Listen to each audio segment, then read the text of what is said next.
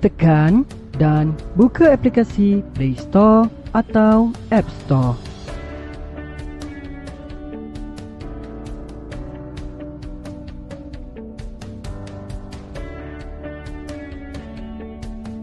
Type JHEV di pautan carian.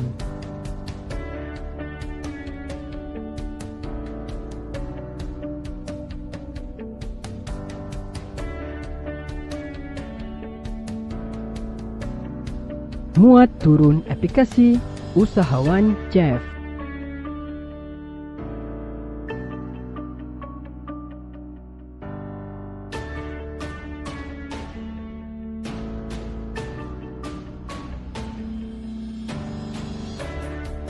Buka aplikasi Usahawan JHEV.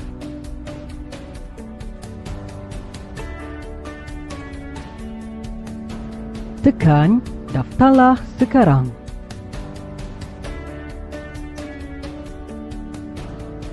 Isi semua butiran diri dan kata laluan.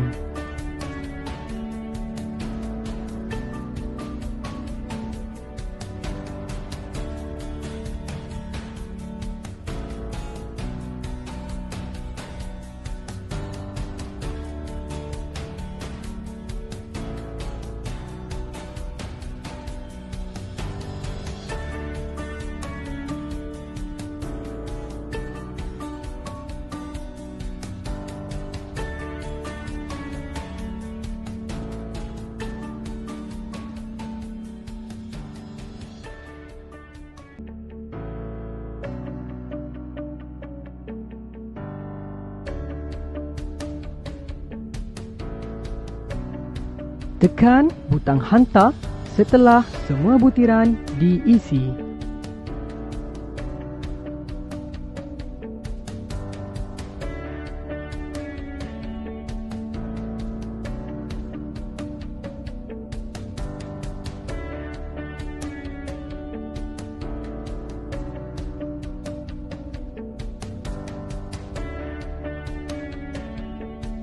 Tekan butang tambah di sudut kanan bawah skrin.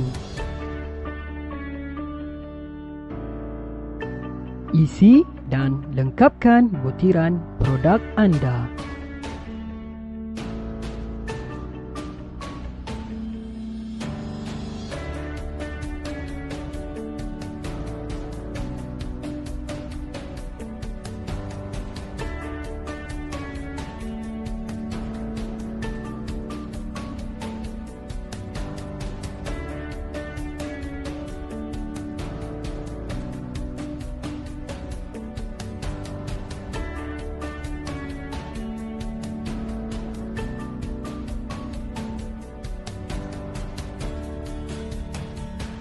Tekan 3 titik di sudut atas sebelah kanan untuk padam.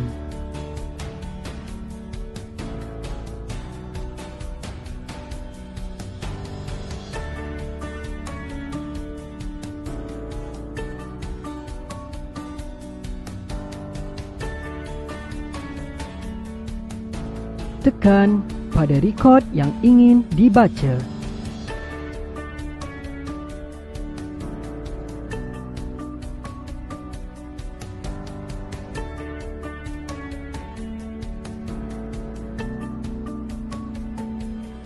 Untuk pertanyaan lanjut, boleh layari portal kami di usahawan.jhev.gov.my atau hubungi kami di talian email usahawan@jhev.gov.my. Terima kasih kerana mendaftar sebagai usahawan dalam aplikasi Usahawan JHEV.